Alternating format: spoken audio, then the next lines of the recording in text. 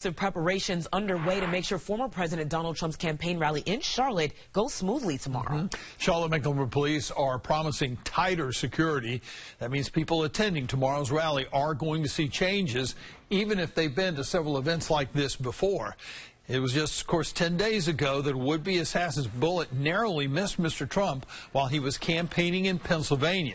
Since then, there have been a lot of questions about the safety of people who are supposed to enjoy the highest level of security. Meanwhile, the director of the United States Secret Service just resigned today after a grueling hearing about the attempt on Mr. Trump's life.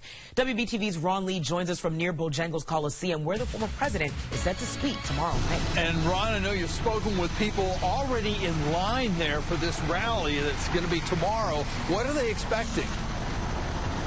Yeah, John, that's exactly right. I did talk to several people who are actually camping out in their cars overnight, who combined have been to well over 100 of these rallies, just like the one that's going to be happening here tomorrow. And they say they are very welcoming and excited about the new security enhancements, including one man who tells me that he was feet away from Trump when the former president was shot.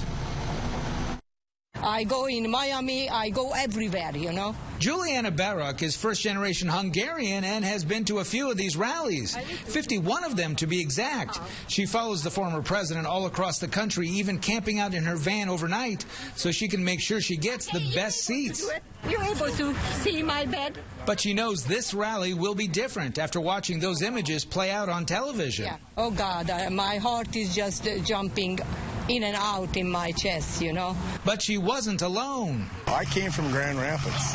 A group of people calling themselves the Front Row Joes was also arriving in the parking lot. They, too, followed Trump from rally to rally, but know after the events in Pennsylvania, it's a whole different ballgame. Most visibly for Charles Hibbs, security dogs who were checking the crowd attending the rally in Michigan.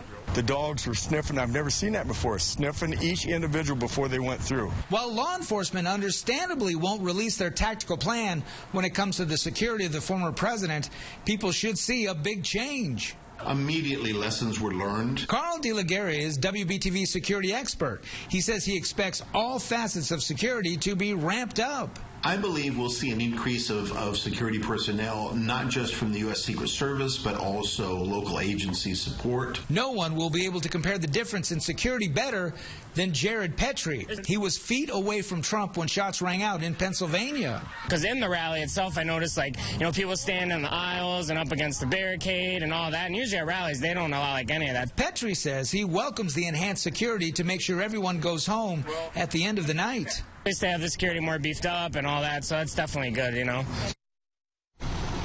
And with that beefed up security means long lines, a lot of traffic. So if you're planning on coming down here and enjoying the rally, you want to make sure to give yourself plenty of time to do so.